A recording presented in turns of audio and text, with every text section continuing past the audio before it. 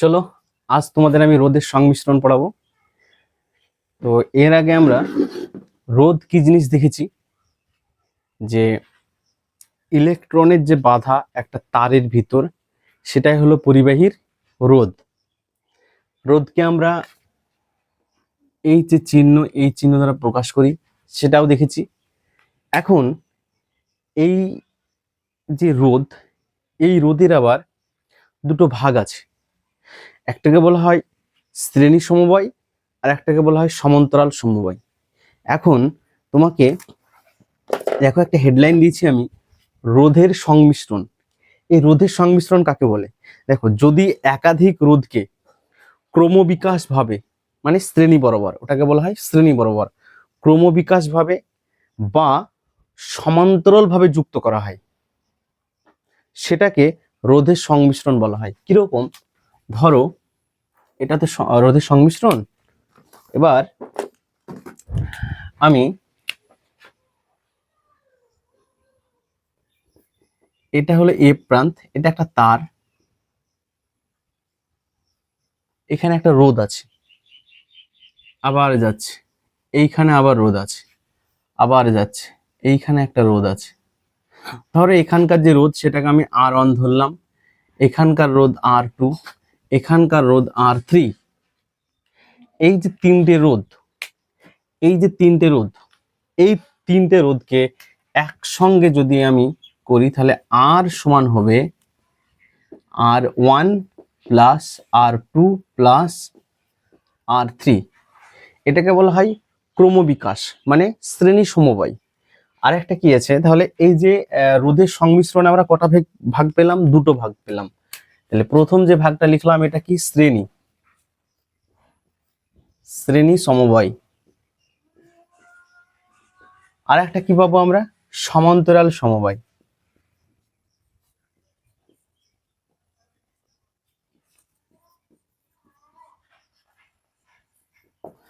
সমান্তরাল সমবায়টা কি? সমান্তরাল সমবায়, ধরো আমি এখান থেকে শুরু করছি, এই একটা রোধ দিলাম, বা আরো যদি ইজি করে বলি,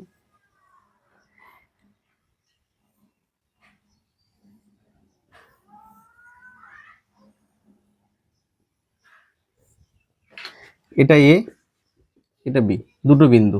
এখানেও তাই, এ বিন্দু আর বি বিন্দু।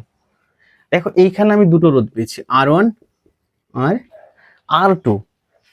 প্রথমে কেসটা কি ঘটছিল দেখো, এইখানে I1 কারেন্ট যাচ্ছিল, R1 রোধ আছে, ঠিক R1 রোধ পার হয়ে যাবে, সেখানেও কিন্তু প্রবাহ মাত্রাটা I থাকবে। ঠিক এখানে যে কারেন্ট, সেটা I থাকবে, এখানে কারেন্ট I থাকবে। কিন্তু এই যে সমান্তরাল সমবায়, এখানে কি ঘটছে, এখানে ধরো কারেন্ট I ছিল, এইখানে গিয়ে দুটো ভাগে ভাগ হয়ে যাচ্ছে। এটা হয়ে যাচ্ছে I1, এটা করে দিলাম আমি I2। এটাকে যদি আমি বাস্তব উদাহরণ দিয়ে বলি, তাহলে দেখো, এটা এই যে কানেকশনটা, এটা সিরিজ কানেকশন, অর্থাৎ শ্রেণী সমবায়। এটা কোন ক্ষেত্রে ঘটে? এইটা তোমাদের বাড়িতে যে টর্চ লাইট আছে, সেই টর্চ লাইটে ভিতর আমরা তিনটে ব্যাটারি দিই, যেটাকে আমার অ্যাকচুয়ালি তো ব্যাটারি না, ওটা হলো তড়িৎ কোষ। দেখো ওইগুলো কিভাবে থাকে, ধরো একটা ব্যাটারি, এটা পজিটিভ প্রান্ত, এইটা নেগেটিভ প্রান্ত। দুটো প্রান্ত থাকে, একটা পজিটিভ আর একটা নেগেটিভ। এই ব্যাটারি আছে, এই ব্যাটারির ওপর আবার আর একটা ব্যাটারি রাখা হয়, এটার পজিটিভ প্রান্ত, এটার উপরে যখন আর একটা ব্যাটারি আমি রাখবো, তাহলে দেখো, এটা পজিটিভ, কিন্তু এই যে ব্যাটারি, এই ব্যাটারিটা, এটা পজিটিভ ছিল, আর একটা ব্যাটারি রেখেছি, এই ব্যাটারির এটা নেগেটিভ, তাই না? তার মানে পজিটিভের সঙ্গে নেগেটিভ কি হচ্ছে? যুক্ত হচ্ছে। এই যে আধানগুলো, এই যে আধান, এই যে যুক্ত হচ্ছে না, এটাই হলো R1, এটা R2। বুঝেছো?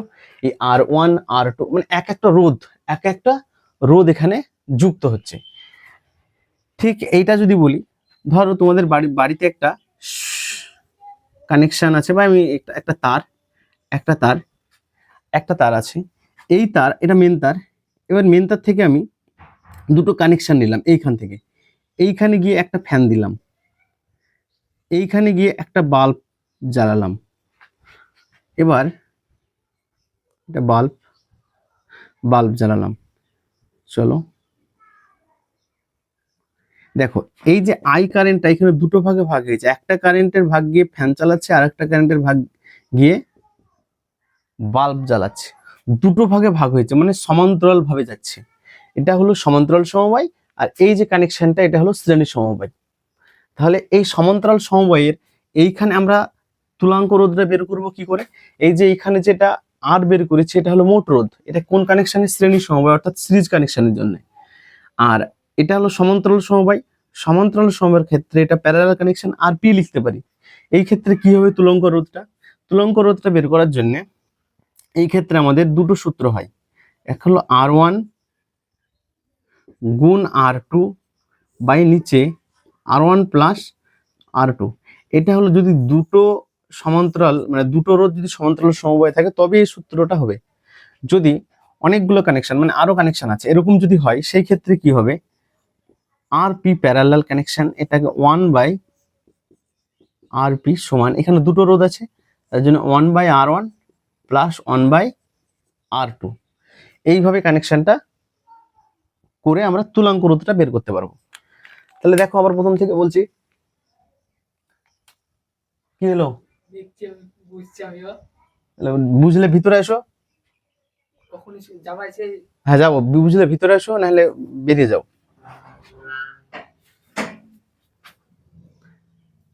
তাহলে রোধের সংমিশ্রণটা আমাদের কয় প্রকার দেখলাম?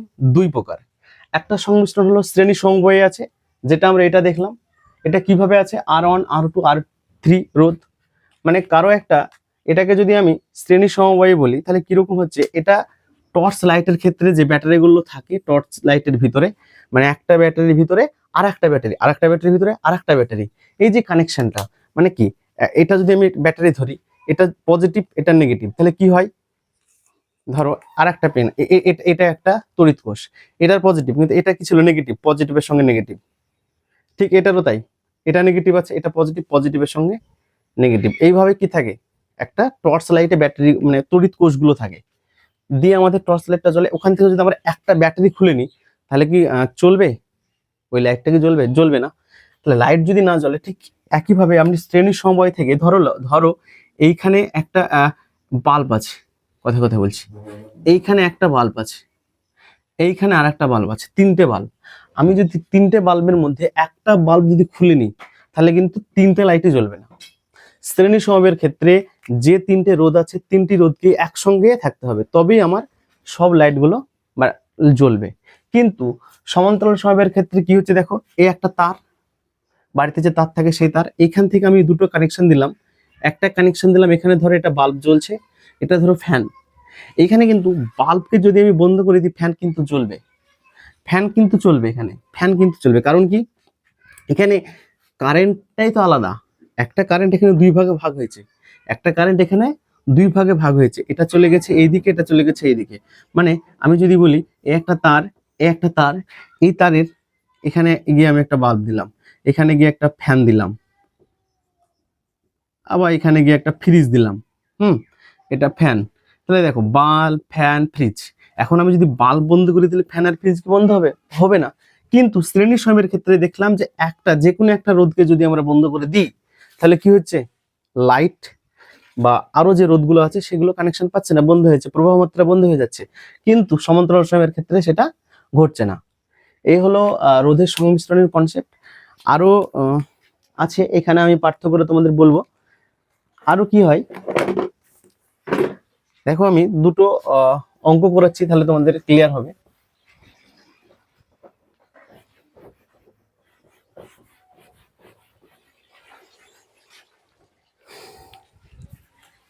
ধরো কোশ্চেন নাম্বার 1, এই একটা তার, এইখানে রোধ আছে মানে বাল্ব যা আছে, ধরো এই চললো, এখানে আর একটা রোধ আছে, এইখানে আর একটা রোধ আছে। ধরো তুমি এটা বাল্ব, এটা ফ্যান, এটা ফ্রিজ, শ্রেণীতে কানেকশন আছে।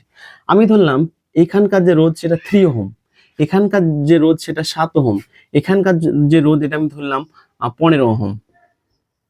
এখন আমাকে বলো এখানে তুলাঙ্ক রোধটা কত? মানে একটা রোধ পাবো, এদেরকে যদি আমাকে এটা কোশ্চেন দিচ্ছে যে তুলাঙ্ক রোধ কত,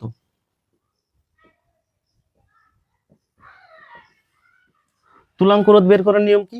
শ্রেণী কানেকশনে যে তুলাঙ্ক রোধ হবে আর সিরিজ কানেকশন আছে, এই যে সবগুলো আছে যোগ করে দাও। 3 7 15, 7 3 10 আর 15তে 25 ওহম। আমরা জানি রোধের যে একক সেটা হলো ওহম। এখন কোশ্চেন নাম্বার 2 দেখো, একটা কানেকশন আমি, এটা তার, এই তার থেকে এইখানে গিয়ে একটা বাল্ব জ্বলছে, চলো এইখানে গিয়ে আর একটা বাল্ব জ্বলছে, চলো এটা এ প্রান্ত এবং এটা বি প্রান্ত। আমাকে বললো এটা আমি দিয়ে দিলাম 2 ওহম, এটা দিচ্ছি আমি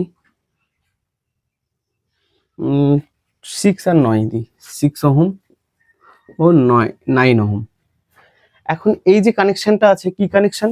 সমান্তরাল সমবায় আছে। আমাকে দেখতে হবে যে কানেকশন, অর্থাৎ এই যে কারেন্ট, এখানে আই কারেন্ট ছিল, এখানেও আই কারেন্ট, এখানেও ছিল আই কারেন্ট, এখানেও ছিল আই কারেন্ট, মানে এখানে কারেন্টের কোনো চেঞ্জ হচ্ছে না, কিন্তু এইখানে দেখো কারেন্ট দুই ভাগে ভাগ হয়ে যাচ্ছে।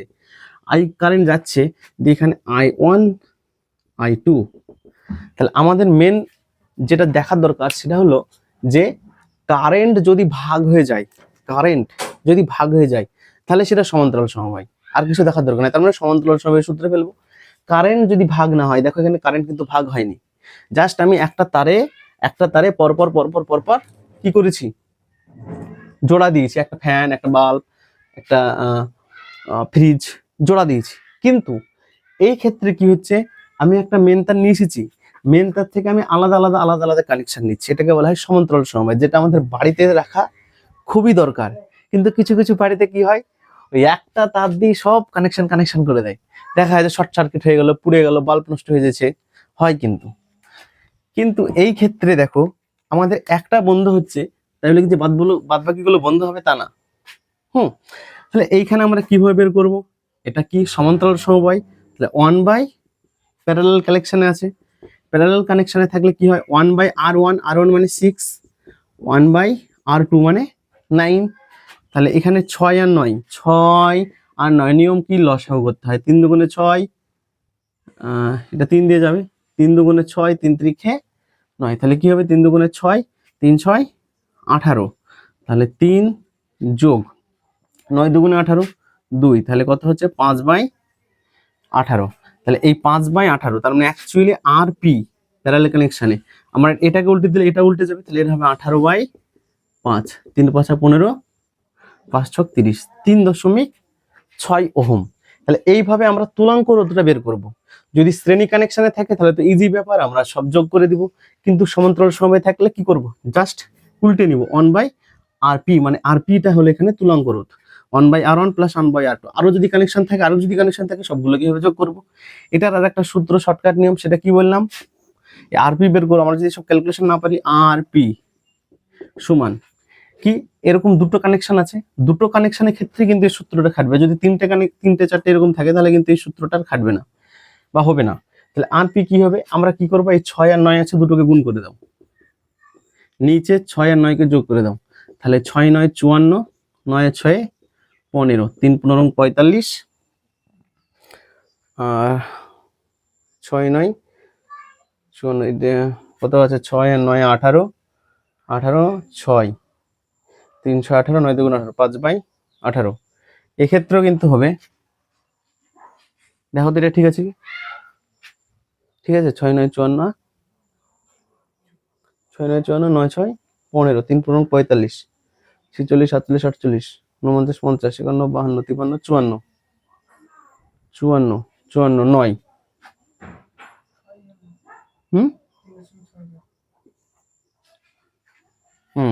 এটাও 3.6। ও ঠিক আছে, তাহলে 3.6 ওহম। দেখো এইভাবে করলে হবে, আমাদের এইভাবে করলেও হবে। ঠিক আছে, চলো এইভাবে আমরা শ্রেণীর অঙ্ক এবং সমান্তরাল সমবায়ের অঙ্ক করব। এখন আমরা আজকে এই পর্যন্ত করব, কারণ এখন স্কুল যাবে আমার একটা ভাই, এই কারণে হবে না। কিরকম অঙ্ক করব আজকে রাত্রে সেগুলো হবে। আবার কিভাবে, দেখো এই একটা তার কানেকশন যাচ্ছে, এটা আবার কানেকশন গেল, এটা এইখানে গিয়ে কারেন্টটা আবার দুভাগ হয়ে গেল, এরকম যাচ্ছে, এইখানে কানেকশনটা দুভাগ হলো, এইখানে কানেকশন আছে চলে গেল, এইখানে কানেকশন আছে চলে গেল।